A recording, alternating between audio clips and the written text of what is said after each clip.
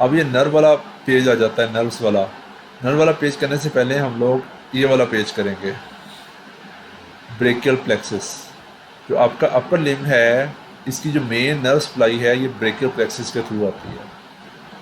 ठीक है, तो अपर लिम्ब की सप्लाई आती है, आपको पता है सबसे ऊपर ब्रेन, ब्रेन से नीचे ब्रेन स्टेम, ब्रेन स्टेम से नीचे आपका स्पाइनल कॉर्ड, स्पाइनल कॉर्ड से नर्व निकलती हैं। इस ये कॉन्सेप्ट है ना आपको? ठीक है, जो आपके अपर लिम्ब की नर्व्स निकल रही हैं वो C5 से लेकर T1 के दरमियान निकल रही हैं। तो नर्व रूट्स की अपर लिम्ब की क्या है, C5 टू T1। ठीक है, C5 से T1 जिस सबसे पहले रूट्स होती हैं, रूट्स आगे मिलके ट्रंक्स बनाती हैं, ट्रंक्स आगे मिलके डिवीजन्स में कन्वर्ट होती हैं, डिवीजन से कॉर्ड्स बनती हैं और कॉर्ड से ब्रांचेज होती हैं। ठीक है, इसकी जो अच्छी तस्वीर है वो ये है, ये याद करवाने के लिए ये अच्छी तस्वीर है, याद करने के लिए, लेकिन इसकी ओरिजिनल जो तस्वीर जो बुक्स में बनी होती है वो ये वाली बनी हुई होती है। C5 6 7 8 ये रूट्स, रूट से आगे ट्रंक्स बनी, दो दो रूट C5 6 मिलके अपर ट्रंक में कन्वर्ट हुई, C7 मिडिल ट्रंक में कन्वर्ट हुई, C8 और T1 मिलके लोअर ट्रंक में कन्वर्ट हुई। ठीक है, जो सारी ट्रंक्स होती हैं ये एंटीरियर और पोस्टीरियर डिवीजन में डिवाइड हो जाती हैं, anterior division, posterior division, anterior division, posterior division. ठीक है, तो इनकी जो पोस्टीरियर डिवीजन, सबकी पोस्टीरियर डिवीजन मिलके पोस्टीरियर कॉर्ड बनाती है। ठीक है, और C7 की और अपर ट्रंक की इंटीरियर मिलके लेटरल कॉर्ड बनाती है, और जो C8 और T1 से मिलके मीडियल कॉर्ड बनती है। लेटरल कॉर्ड, पोस्टीरियर कॉर्ड और मीडियल कॉर्ड, इनकी आगे ब्रांचेस ये कहलाती हैं टर्मिनल ब्रांचेस। उनमें जो मेन नर्व्स हैं आपकी musculocutaneous, axillary, median, ulnar nerve, ठीक है, और रेडियल नर्व, या और बाकी छोटी छोटी नर्व्स ढेर सारी हैं, subscapular, medial pectoral, thoracodorsal, lower subscapular, radial, medial cutaneous nerve होती है फोर आर्म। ठीक है, इनको याद रखने की ज़रूरत नहीं है, आपको मेन चीज़ याद रखने वाली ज़रूरत है वो radial nerve, ulnar nerve, median nerve और axillary nerve, axillary nerve, musculocutaneous nerve. ठीक है, ये इनको याद रखने की ज़रूरत है, इनकी हम एक एक करके पढ़ लेते हैं। सबसे पहले क्या था, रूट्स, रूट से क्या बना, ट्रंक्स, ट्रंक से डिवीजन्स, डिवीजन से कॉर्ड्स, कॉर्ड से ब्रांचेस। ठीक है, अच्छा, एक नर्व होती है long thoracic nerve. Long thoracic nerve जो है आपकी सप्लाई, लॉन्ग थ्रेसिक नर्व के बारे में भी हमने पढ़ा था, ये किस चीज़ को सप्लाई करती है, सीरेटस इंटीरियर को। सीरेटस इंटीरियर से ये अगर लॉन्ग थ्रेसिक नर्व डैमेज हो तो क्या हो जाता है, पेशेंट को विंगिंग ऑफ स्कैपुला हो जाता है।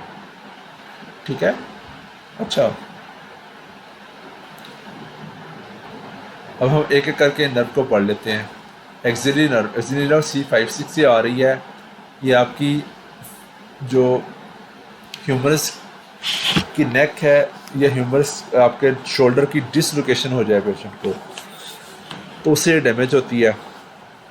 डैमेज होगी तो क्या होगा, ये मेनली इसकी नर्व सप्लाई किसको है, डेल्टाइड को।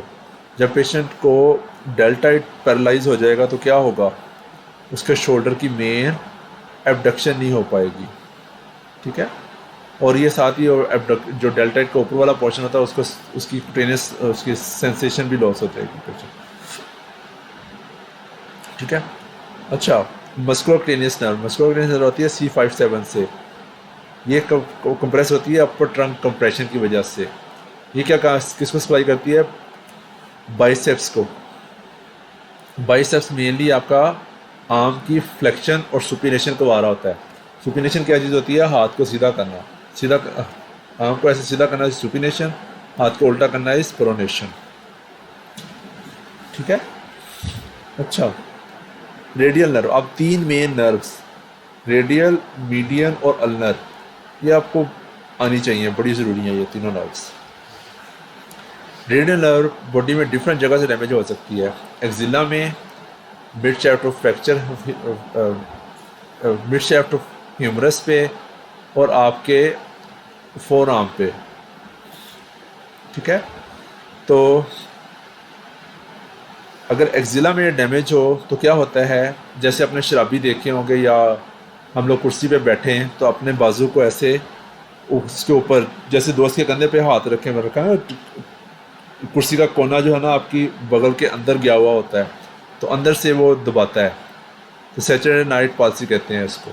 इससे होगा फिर क्या, पेशेंट रेडियल के साथ अपने लफ्ज़ याद रखना है, रिस्ट ड्रॉप, आर से रेडियल, आर से रिस्ट, ठीक है। इससे होगा कि क्या, पेशेंट का हाथ ऐसे लटक जाएगा, वो हाथ अपना ऐसे एक्सटेंड नहीं कर पाएगा, तो उसका हाथ ऐसे लटक जाएगा, ठीक है। दूसरा, अगर पेशेंट की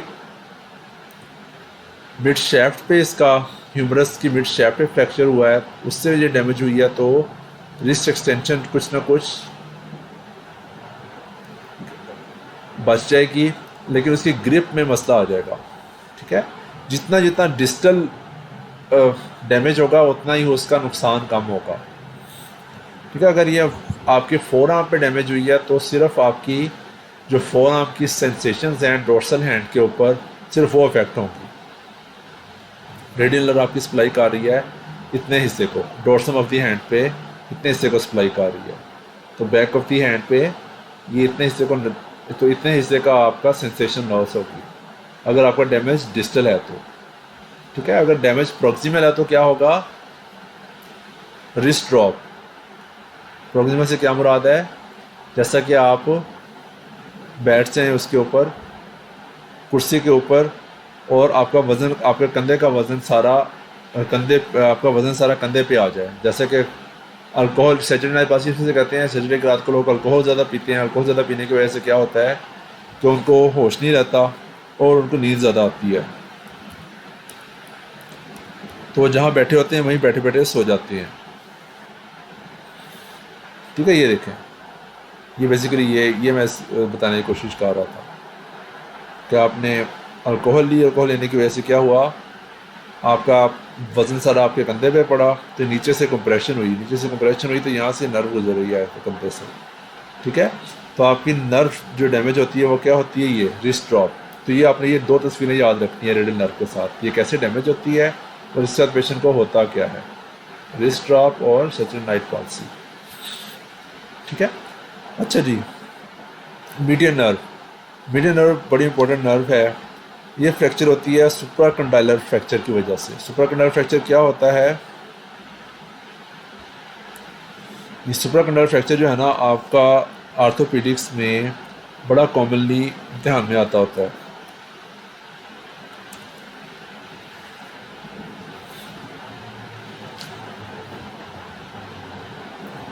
आपका जो जोड़ है ना, नी जॉइंट, एल्बो जॉइंट है, इसके जस्ट ऊपर यहाँ से फ्रैक्चर होता है, यानी डिस्टल शेफ ह्यूमरस के डिस्टल फ्रैक्चर को हम सुप्राकंडाइलर फ्रैक्चर भी कह सकते हैं, ठीक है। ये वाला पोर्शन एल्बो से एन ऊपर, तो यहाँ से पीछे से नर्व गुजर रही होती है, मीडियन नर्व। तो जब भी हड्डी टूटती है ना, हड्डी के मार्जिन बहुत शार्प होते हैं, तो आपकी जो नज़दीकी नर्व्स और आर्टरीज होते हैं उनको डैमेज करते हैं, ठीक है। तो ये वाला फ्रैक्चर हो तो मीडियन नर्व के डैमेज होने के चांसेस बहुत ज़्यादा हो जाते हैं, ठीक है। तो पेशेंट को होगा क्या, एप हैंड या pops blessing hand. App hand क्या होता है कि जैसा कि आपने इसके आगे तस्वीर भी बनी हुई है, एक सेकंड,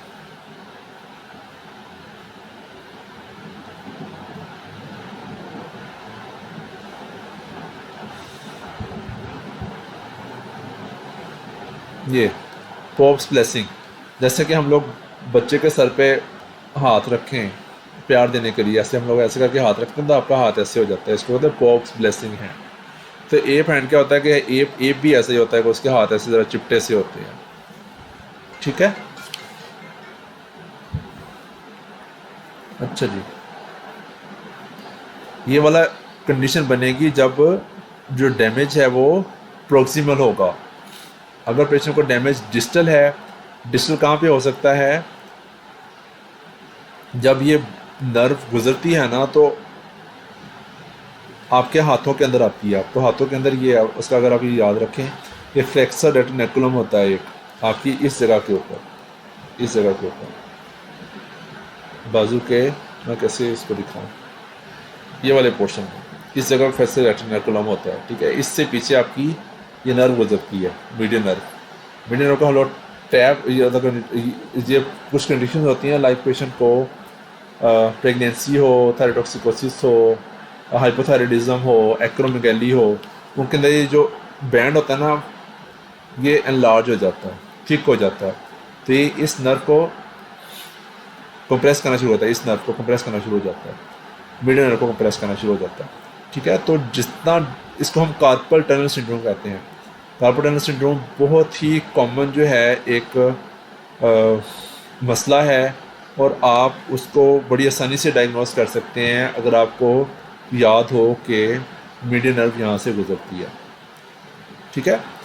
तो कार्पल टनल सिंड्रोम और रिस्ट के ऊपर लेसिरेशन हो तो पेशेंट को डिस्टल मसला होगा। डिस्टल मसला होगा तो क्या होगा, सिंपल उसके हाथ के अंदर सेंसेशंस जाएंगी। तो हाथ में सेंसेशन याद रखिए, थिनार एमिनेंस पे होती है इसमें। हाथ के दो पोर्शंस होते हैं, अंगूठे वाली साइड इज कॉल्ड थिनार और दूसरी वाली साइड इज कॉल्ड हाइपोथिनार, ठीक है। अगर हम लोग इस पे देखें तो अंगूठे वाली साइड थिनार, ये वाला portion lateral 3.5 fingers, lateral 3.5 fingers. इसकी नमनेस की कंप्लेंट पेशेंट करे तो आप फ़ौरन समझ लो कि इसको most likely carpal tunnel syndrome हो रहा है, ठीक है। फ्रंट के ऊपर दो नर्व्स, मीडियन और अल्नर, और बैक के ऊपर रेडियल और अल्नर। जो मीडियल 1.5 फिंगर है ना, ये आगे और पीछे दोनों तरफ से अल्नर नर्व सप्लाई करती है, उसकी सेंसेशंस की बात हो रही है, ठीक है। तो ये दो तस्वीरें याद रखनी है, ठीक है। अच्छा जी, अब आते हैं अल्नर नर्व। अल्नर नर्व भी बड़ी इंपॉर्टेंट नर्व है। अल्नर नर्व डैमेज होती है आपकी मीडियल एपिकोंडाइल के पीछे से गुजरती है। आपने अक्सर का नोट किया होगा, आपका बाजू लगे तो आपको करंट जैसी सेंसेशन आती है पूरे हाथ के अंदर, बाजू के अंदर। तो इस वजह से इसको हम लोग फनी बोन कहते हैं, ठीक है। अगर वहाँ पे ज़्यादा ही चोट लग जाए, फ्रैक्चर ही हो जाए, तो ये नर्व भी साथ ही डैमेज हो जाती है। हल्का फुल्का जो बाजू लगता है, जो करंट वाली सिचुएशन बनती है ना, वो हल्का सा उसको स्टिमुलेशन मिलती है वैसे नर्व को, ठीक है। तो अल्नर नर्व के साथ आप लोगों ने लफ्ज़ याद रखना है क्ला हैंड, लफ्ज़ याद रखना है क्ला हैंड। अल्नर नर्व आपके जो हाथ हैं उसके मेजर मसल्स को सप्लाई करती है, ठीक है। तो रिस्ट की फ्लेक्शन, मिडिल फिंगर्स, एडक्शन, इनको सप्लाई कर रही होती है, ठीक है। तो अल्नर के साथ लफ्ज़ याद रखना है क्ला हैंड, तो पेशेंट का हाथ ऐसे क्ला की तरह हो जाएगा। क्ला की मीन्स के पंजे की तरह हो जाएगा, ठीक है। अच्छा, recurrent branch of median nerve. Recurrent branch of median nerve आती है C5T1 से। ये कैसे डैमेज होती है, आपकी पाम के ऊपर लेसिरेशन हो, लेसिरेशन होता है, इससे एप हैंड्स बनता है, इससे आपकी अपोजिशन और अबडक्शन ख़त्म होती है और थंब की फ्लेक्शन ख़त्म हो जाती है, ठीक है। तो ये वाला जो टेबल है ना, ये टेबल बहुत इंपॉर्टेंट है, और इस टेबल ने आपकी जान नहीं छोड़नी किसी भी इम्तिहान के पास होने तक आपकी, ठीक है। तो इस टेबल को अच्छे तरीके से कीजिएगा कि कौन सी नर्व कहाँ डैमेज होती है और कैसे उसकी मैनिफेस्टेशन आती है, ठीक है। और ये उसकी जो बेसिक्स है, C5, 6, 7 कहाँ से ये नर्व शुरू होती हैं, ब्रेकियल प्लेक्सिस कैसे बनती है, ये भी बहुत अच्छी समरी दी हुई है। इस समरी को हम बाद में पढ़ते हैं।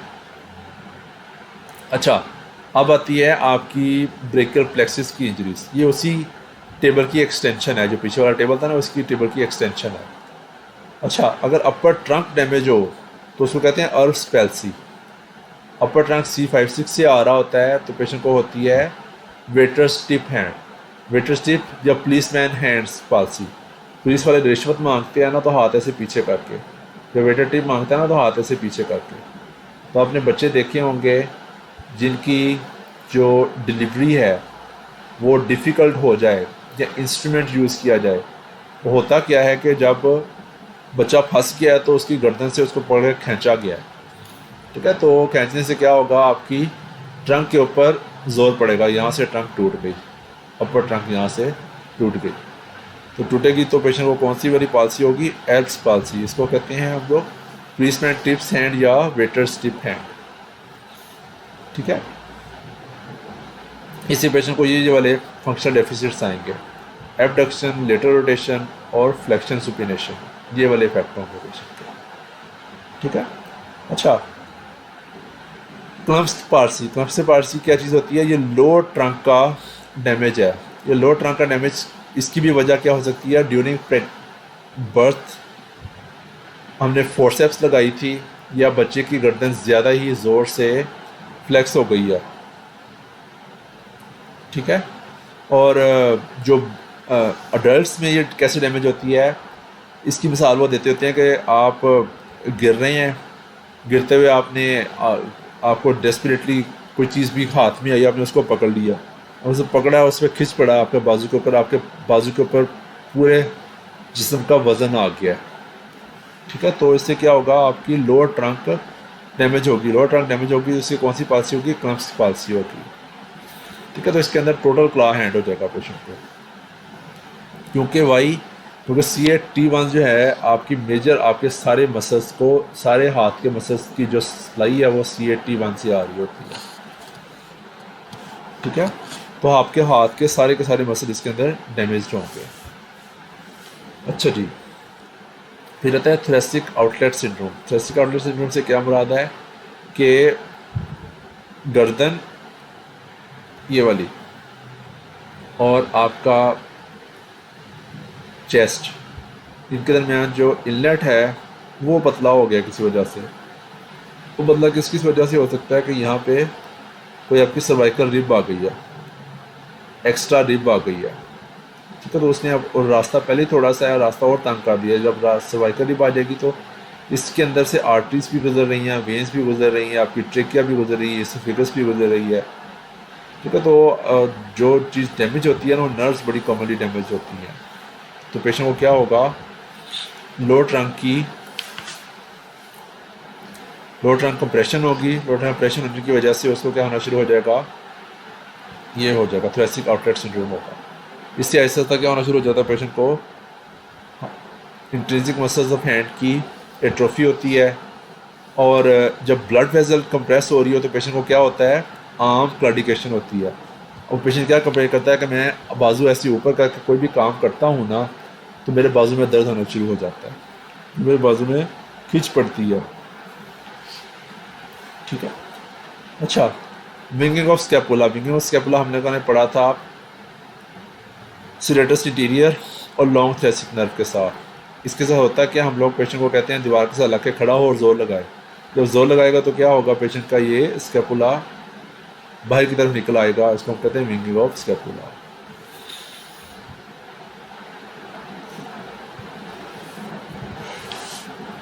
अच्छा जी, ये वाली समरी है, ये सारे जो टेबल की ये समरी दी हुई है। अपर ट्रंक के डैमेज होने से क्या बनता है, अर्ब्स पैल्सी।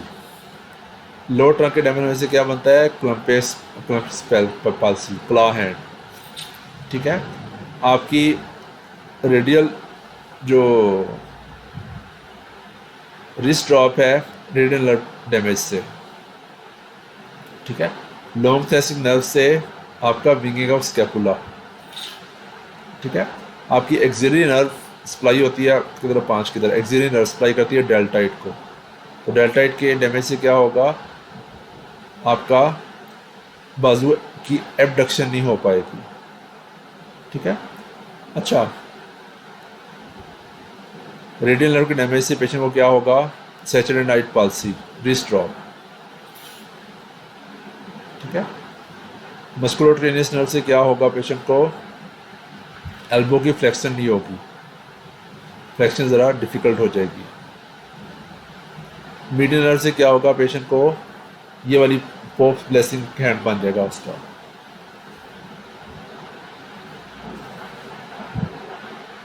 और अल्नर नर्व से क्या होगा, पेशेंट को क्लॉ हैंड होगा, वाई कि अल्नर नर्व आपकी बनती है CA-T1 से, और CA-T1 आपकी टोटल नर्व सप्लाई होती है आपके हैंड्स के लिए, हैंड के मसल्स के लिए। तो पहले ये सारे टेबल करने हैं, ऊपर वाला और नीचे वाला, और उसके बाद उसको दोहराने के लिए ये वाला आपने पिक्चर मेमोराइज करनी है। इस एक पिक्चर के अंदर से अन्य वाह MCQs हैं, ठीक है। अच्छा जी, फिर जाती है रिस्ट। रिस्ट के अंदर सबसे ऊपर क्या होती हैं? फिलेंजिस, इसके बाद मेटाकार्पल्स और ये कार्पल्स। तो ये कार्पल्स का ना नाम याद करने के लिए हम लोग छोटे थे रटा लगाते होते थे। स्केफाइलोरीन, सोफिया लरीन, टिंडे प्रकार टिंडे तेरे कच्चे हैं, शायद आप लोगों को ये फार्मूला याद हो। तो डिफरेंट तरह के फार्मूले इन्होंने बनाए हुए। So long to pinky here comes the thumb, so long to pinky here comes the thumb, ये इन्होंने ये फार्मूला बनाया हुआ है। हमने बनाया हुआ था सोफिया लरीन, टिंडे पका टिंडे तेरे कच्चे हैं, ओ सोफिया स्केफाइट, लॉरेन लोनेट, टिंडे पका ट्राइकेट्रम, पका मीन्स पिजीफॉर्म, टिंडे तेरे कच्चे हैं, ट्रेपीजियम, ट्रेपीजाइड, कैपिटेट और हेमेट, ठीक है। इनमें जो सबसे इम्पोर्टेंट है ना वो स्केफाइड है। वाई स्केफाइड इस एनाटॉमिकल स्टेप बॉक्स के अंदर पड़ी होती है। तो ये अगर आपको ट्रॉमा हो हाथ का तो स्केफाइड का मसला ये होता है, ये वाली जो बोन है स्केफाइड, इसके अंदर से इसकी ब्लड सप्लाई गुजरती है। तो फ्रैक्चर हो जाए तो ब्लड सप्लाई डैमेज हो जाएगी। तो ब्लड सप्लाई डैमेज होगी तो पेशेंट को क्या हो जाएगा? एवेस्कुलर नेक्रोसिस होगी। क्या होगा? एवेस्कुलर नेक्रोसिस होगी,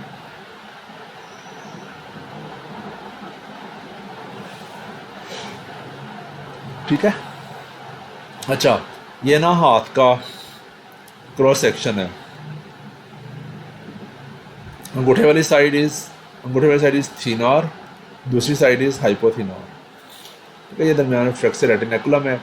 फ्लेक्सर रेटिनेकुलम जैसे आपके हाथ के मसल्स का फ्लेक्सर डिजिटल सुपरफिशियल उसका टेंडन है।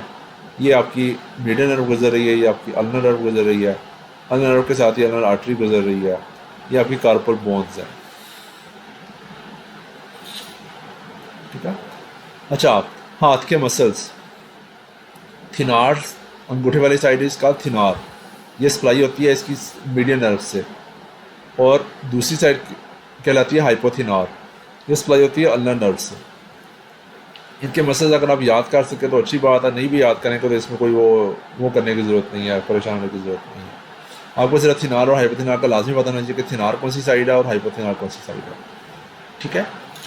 अच्छा, थिनार में अंगूठे से related opponens pollicis, abductor pollicis brevis, flexor pollicis brevis, और हाइपोथिनार में opponens digiti minimi, abductor digiti minimi, flexor digiti minimi, ठीक है।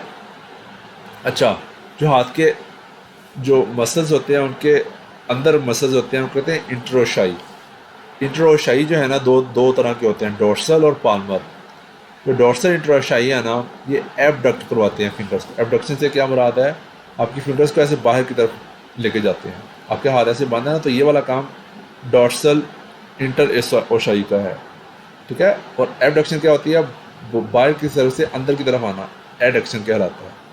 तो इसका फार्मूला बड़ा मशहूर फार्मूला है, डैब और पैड, डॉर्सल एबडक्ट और पाल्मर अडक्ट, पाल्मर अडक्ट और डॉर्सल एबडक्ट, ठीक है।